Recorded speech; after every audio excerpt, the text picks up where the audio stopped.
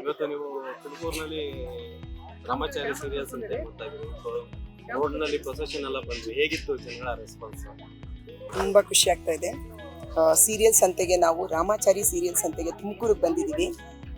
ನಾವು ಅಭಿನಯಿಸಿದಾಗ ಜನ ಏನದು ರಿಯಾಕ್ಷನ್ ನಮ್ಮ ಆ್ಯಕ್ಟಿಂಗ್ ಬಗ್ಗೆ ಆಗಲಿ, ನಮ್ಮ ಸೀರಿಯಲ್ ಬಗ್ಗೆ ಆಗಲಿ, ಅದೊಂದು ಕ್ಯೂರಿಯಾಸಿಟಿ ನಮ್ಗೆ ಯಾವಾಗಲೂ ಇರುತ್ತೆ. ನಾವು ಸೋಷಿಯಲ್ ಮೀಡಿಯಾದಲ್ಲಿ ನೋಡ್ತಾ ಇರ್ತೀವಿ, ಅವರು ಕಮೆಂಟ್ಸ್ ಎಲ್ಲ ಕೇಳಿದಾಗ ಎಲ್ಲಿ ನಮ್ಮಿಂದ ತಪ್ಪಾಗಿದೆ, ನಾವು ಸರಿ ಮಾಡ್ಕೊಳಕ್ಕಾಗುತ್ತೆ, ಅದನ್ನು ಸರಿ ಮಾಡ್ಕೋಬೇಕು ಅನಿಸ್ತಂತೆ. ಬಟ್ ಮುಖಾಮುಖಿಯಾಗಿ ಜನತೆಗಳನ್ನ ನೋಡಿ ಅವ್ರು ಏನಾದರೂ ನಿಮ್ಮ ಸೀರಿಯಲ್ನ ಸರಿ ಮಾಡ್ಕೊಳ್ಳಿ, ಸರಿ ಮಾಡಿ, ನಿಮ್ಮ ಪಾತ್ರಗಳನ್ನ ಸರಿ ಮಾಡ್ಕೊಳ್ಳಿ ಅಂದರೆ ತುಂಬಾ ಖುಷಿಯಾಗುತ್ತೆ. ಆ ಥರ ಒಂದು ಅವಕಾಶ, ಅದೃಷ್ಟ ನಮಗಿವತ್ತು ಈ ತುಮಕೂರಲ್ಲಿ ಸಿಕ್ಕಿದೆ. ಆ್ಯಂಡ್ ಕಲಾವಿದ್ರಿಗೆ ಯಾವಾಗಲೂ ನಮ್ಮನ್ನು ಅವ್ರು ನೋಡ್ತಾ ಇರ್ತಾರೆ. ಬಟ್ ಇವತ್ತು ನಾವು ಸಾವಿರಾರು ಜನನ ಸ್ಟೇಜ್ ಮೇಲೆ ನಿಂತ್ಕೊಂಡು ನೋಡ್ತೀವಿ. ಆ ಸಾವಿರಾರು ಜನನು ನಮ್ಮ ರಾಮಾಚಾರಿ ಅಭಿಮಾನಿ ಅನ್ನೋದು ನಮಗೆ ಖುಷಿಯಾಗುತ್ತೆ ತುಂಬ. ನಾನು ಅವಾಗಲೇ ಹೇಳಿದೆ, ರಾಜ್ಕುಮಾರ್ ಅಪ್ಪಾಜಿ ಹೇಳ್ತಾ ಇರ್ತಾರೆ, ಕಲಾವಿದ್ರಿಗೆ ಯಾವುದು ದೇವರು ಅಂದರೆ ಅಭಿಮಾನಿಗಳೇ ದೇವರು ಅಂತ. ನಾನು ಅದನ್ನು ದೇವನಿಂದ ಅಪ್ಪಾಜಿ ಜೊತೆಲಿ ನೋಡಿ ಅವ್ರ ಜೊತೆ ಒಡನಾಟದಿಂದ ತಿಳ್ಕೊಂಡಿದ್ದೀನಿ. ನನಗೆ ಯಾವಾಗಲೂ ತುಂಬ ಖುಷಿ ಆಗೋದು, ನಾವೆಷ್ಟು ಆ್ಯಕ್ಟ್ ಮಾಡಿದ್ರು ಅವ್ರು ಎದುರುಗಡೆ ಸಿಕ್ಕಿದಾಗ ನಿಮ್ಮ ಸೀರಿಯಲ್ ಚೆನ್ನಾಗಿದೆ, ನಿಮ್ಮ ಅಭಿನಯ ಚೆನ್ನಾಗಿದೆ ಅಂತ ಹೇಳಿದ್ರೆ ತುಂಬ ಅಂದರೆ ಹೇಳೋಕ್ಕೆ ಆಗಲ್ಲ. ನಾವು ಏನು ಕಷ್ಟಪಟ್ವಿ, ಎಷ್ಟು ಕಷ್ಟಪಟ್ಟು ಡೈಲಾಗ್ ಹೇಳಿದ್ವಿ, ಎಷ್ಟು ಸಮಯ ನಿಂತು ವರ್ಕ್ ಮಾಡಿದ್ವಿ ಅನ್ನೋದೆಲ್ಲ ಮರ್ತೋಗುತ್ತೆ ಅವ್ರ ಅಭಿಮಾನದ ಮುಂದೆ. ನಾನು ಎಲ್ಲರನ್ನೂ ಕೇಳ್ಕೊತೀನಿ, ಇವತ್ತು 3 ವರ್ಷ ಆದರೂ ನಮ್ಮ ಸೀರಿಯಲ್ ಇಷ್ಟು ದೊಡ್ಡ ಮಟ್ಟಕ್ಕೆ ಬೆಳೀತಾ ಇದೆ ಅಂದರೆ ಅದಕ್ಕೆ ಕಾರಣ ನಮ್ಮ ಸೀರಿಯಲ್ನ ನೋಡ್ತಾ ಇರೋಂಥ ಅಭಿಮಾನಿಗಳು. ಅವ್ರ ಪ್ರೀತಿ ಅಭಿಮಾನ ಇದೇ ಥರ ಇದ್ದರೆ ಇದು 3 ವರ್ಷ, ಇನ್ನು 4 ವರ್ಷ, 5 ವರ್ಷ ಆಗ್ತಾ ಇರುತ್ತೆ. ಖಂಡಿತ ಏನಾದರೂ ತಪ್ಪುಗಳಾಗಿದ್ರೆ ಅದನ್ನು ತಿದ್ಕೋತೀವಿ, ಸರಿ ಮಾಡ್ಕೊಳ್ತೀವಿ. ನೀವು ತಿಳಿ ಹೇಳಿ. ಇವತ್ತು ಸಂಜೆ ನಿಮ್ಮಲ್ಲೇ ಯಾವುದಾದ್ರೂ ಪ್ರಶ್ನೆಗಳಿದ್ರೆ ನಮ್ಮ ರಾಮಾಚಾರಿಗೆ ಸಂಬಂಧಪಟ್ಟಿದ್ದು, ಏನು ಯಾವ ಪಾತ್ರ ಇಷ್ಟ ಆಗಿಲ್ಲ, ಯಾವ ಪಾತ್ರ ತಿದ್ಕೋಬೇಕು, ಯಾವ ಪಾತ್ರ ಏನಾದರೂ ಸರಿಯಾಗಿ ಹೇಳಬೇಕು ಅಂತ ನಿಮ್ಮಲ್ಲಿ ಯಾವುದಾದ್ರೂ ಪ್ರಶ್ನೆಗಳಿದ್ರೆ ದಯವಿಟ್ಟು ಬನ್ನಿ, ನಿಮ್ಮ ಪ್ರಶ್ನೆಗಳನ್ನ ಕೇಳಿ. ನಿಮ್ಮ ಪ್ರಶ್ನೆಗಳಿಗೆ ನಾವು ಉತ್ತರ ಕೊಡ್ತೀವಿ. ಬಟ್ ನಿಮ್ಮ ಪ್ರೀತಿ ಅಭಿಮಾನಕ್ಕೆ ನಾವು ಚಿರಋಣಿ. ನಿಮ್ಗೆಲ್ಲರಿಗೂ ರಾಮಾಚಾರಿ ಸೀರಿಯಲ್ ಮೇಲೆ ಇದೇ ಅಭಿಮಾನ, ಪ್ರೀತಿ ಇರಲಿ ಅಂತ ಕೇಳ್ಕೊತೀವಿ. ನನಗೆ ಅದನ್ನೇ ಎಲ್ಲ ಕೇಳ್ತಾ ಇರ್ತಾರೆ. ಬಿಕಾಸ್ ನಾನು ಇವತ್ತಿನ ನಾಯಕಿ ಎಲ್ಲ, ನಾನು ಅವಾಗ ಕಾಶಿನಾಥ್, ಜಗ್ಗೇಶು ಅವ್ರ ಜೊತೆ ಹೀರೋಯಿನ್ ಆಗಿ ಮಾಡಿದವಳು ನಾನು.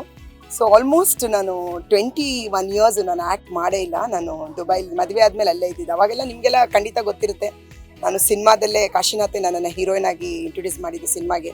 ಅದಾದ ನಂತರ ಜಗ್ಗೇಶ್ ಅವ್ರಿಗೆ ಹೀರೋಯಿನ್ ಆಗಿ, ವಿಷ್ಣು ಸರ್ಗೆ ಹೀರೋಯಿನ್ ಆಗಿ, ಶಂಕರ್ನಾಗು, ಅನಂತ್ನಾಗು, ಸುನೀಲು, ಶ್ರೀಧರು, ಪ್ರತಿಯೊಬ್ಬರ ಜೊತೆನೂ ಹೀರೋಯಿನ್ ಆಗಿ ಅಭಿನಯಿಸಿದ್ದೆ ನಾನು. ಸೊ 21 ವರ್ಷ ಮದುವೆ ಆದಮೇಲೆ ಹೊರಟ ಮೇಲೆ ನಾನು ಅಭಿನಯಿಸೇ ಇರಲಿಲ್ಲ. ವಾಪಸ್ ಬಂದಮೇಲೆ ಯಾವುದೋ ಒಂದು ಚಾನಲ್ಗೆ ಒಂದು ಪ್ರೋಗ್ರಾಮಿಗೆ ಕೇಳಿದ್ರು ನನಗೆ, ಅದಕ್ಕೆ ಎಂಟ್ರಿ ಆಗಕ್ಕೆ ನನಗೆ ಇಷ್ಟ ಇರಲಿಲ್ಲ. ಸೊ ವೆಯ್ಟ್ ಮಾಡುವಾಗ ಕಲರ್ಸಲ್ಲೇ ನನಗೆ ದ ಬೆಸ್ಟ್ ಕ್ಯಾರೆಕ್ಟರ್ ರಾಮಾಚಾರಿ ಸೀರಿಯಲಲ್ಲಿ ರಾಮಾಚಾರಿ ಅಮ್ಮ ಆಗಿ ಸಿಕ್ತು.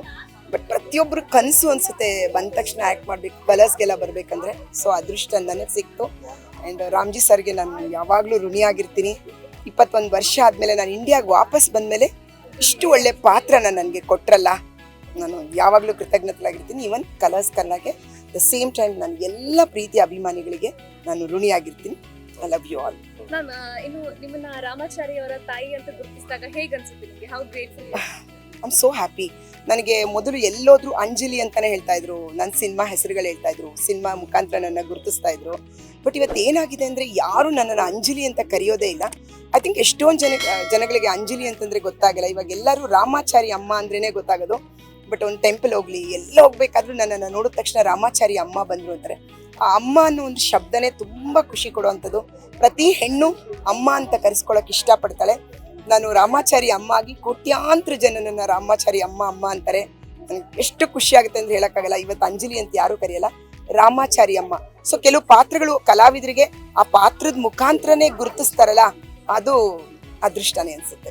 Thank you, thank you so much.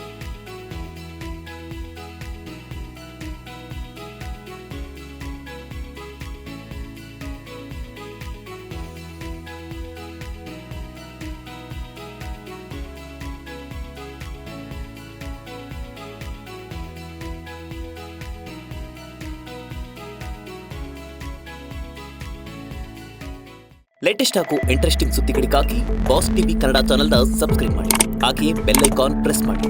ಇದರ ಜೊತೆಗೆ ಫೇಸ್ಬುಕ್, ಇನ್ಸ್ಟಾಗ್ರಾಮ್, ಎಕ್ಸ್ ನಲ್ಲೂ ಮಿಸ್ ಮಾಡದೆ ಫಾಲೋ ಮಾಡಿ.